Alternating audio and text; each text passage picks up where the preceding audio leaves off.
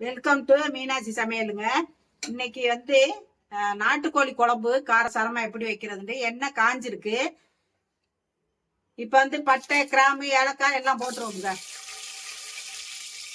சின்ன வெங்காயம் நறுக்கி வச்சிருக்கேன், கருவேப்பிலை வச்சிருக்கேன், போட்டுருவோங்க எல்லாத்தையும்.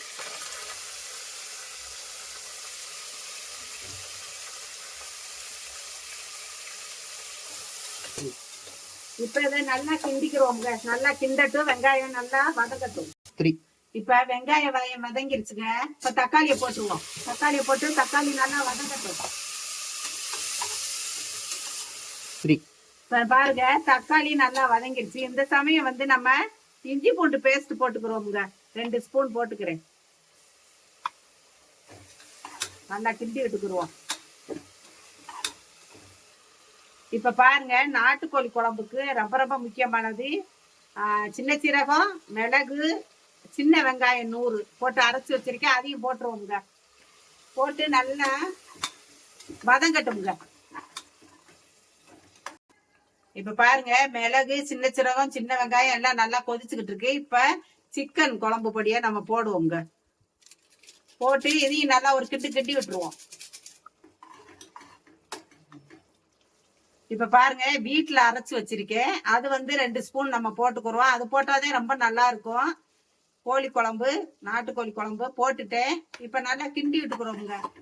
நல்லா கொதிக்கட்டும். இப்ப பாருங்க, நல்லா கொதிக்குது. இப்ப நம்ம கறியை போட்டுருவோம்ங்க. இதுல இந்த சிக்கனை போட்டுருவோம். சூப்பரா இருக்குங்க, நல்லா இருக்கும். இதே மாதிரி வைங்க, ரொம்ப டேஸ்டாவும் இருக்கும். இப்ப நல்லா கிண்டி விட்டுக்கிறோம் நம்ம. இப்ப நல்லா இதை கிண்டி விட்டுருவோம்ங்க. இந்த சிக்கன் எல்லாம் நல்லா அந்த மசாலா படட்டும். இப்ப நான் விசில் போட்டு மூடிய போட்டு மூட போறேன். இது வந்து 2 விசில் 3 விசில் அடிச்சா நல்லா வெந்துருமுங்க. உங்ககிட்ட காமிக்கிறேன் பாருங்க. இப்ப தேவையான அளவு தண்ணி ஊத்திக்கிறோம்ங்க. நல்லா வேக விட்டுருவோம். குக்கர்ல விட்டு வேக விட்டுருவோம். விசில் வந்து 3 விசில் அடிச்சா போதுங்க. சூப்பரா வெந்துருமுங்க, நல்லா இருக்கும். நான் உங்ககிட்ட காமிக்கிறேன். இப்ப விசில் வச்சு நம்ம மூடிடுவோம்.